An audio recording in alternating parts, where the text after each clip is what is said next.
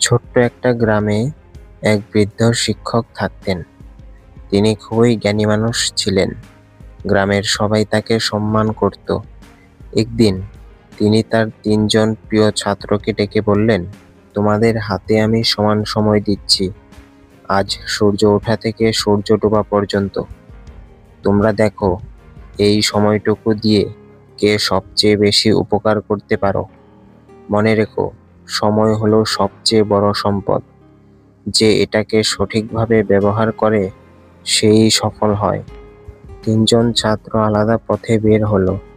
প্রথম ছাত্র ভাবল, জীবন তো উপভোগ করার জন্য, সারাদিন খেলাধুলা আর আনন্দে কাটাবো। সে বন্ধুদের নিয়ে সারাদিন খেললো, ঘুরলো, হাসলো। দিন শেষে সে ক্লান্ত হয়ে ফিরে এলো, কিন্তু হাতে কিছুই রইল না। দ্বিতীয় ছাত্র ভাবল, এখন তো অনেক সময় আছে, পরে সবকিছু করব। সে অলসভাবে সারাদিন ঘুমালো, আড্ডা দিল, কাজ ফেলে রাখলো।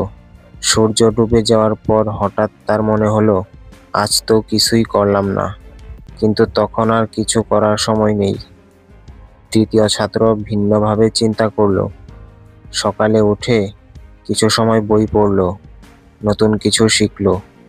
বিকেলে সে নিজের স্বপ্ন নিয়ে কাজ করলো, খাতা কলমে কিছু পরিকল্পনা লিখলো।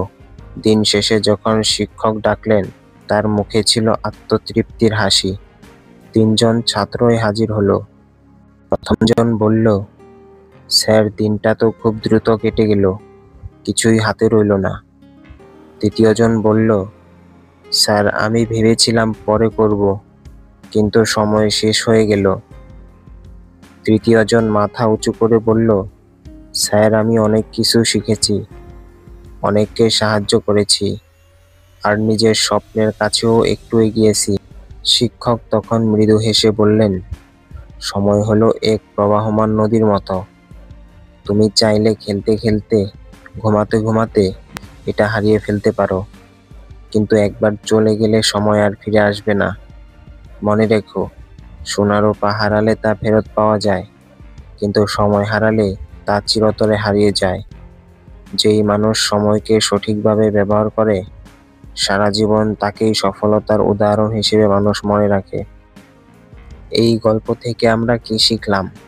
তুমি আজ যেভাবে সময় ব্যবহার করছো, আগামীকাল তোমার জীবন ঠিক তেমনভাবেই গড়ে উঠবে।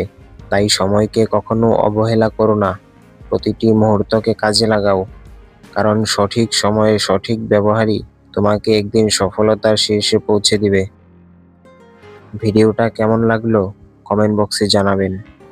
আবার আপনাদের সাথে দেখা হবে নতুন কোনো ভিডিওতে। সে পর্যন্ত আপনারা ভালো থাকুন, সুস্থ থাকুন আর নিজের খেয়াল রাখুন।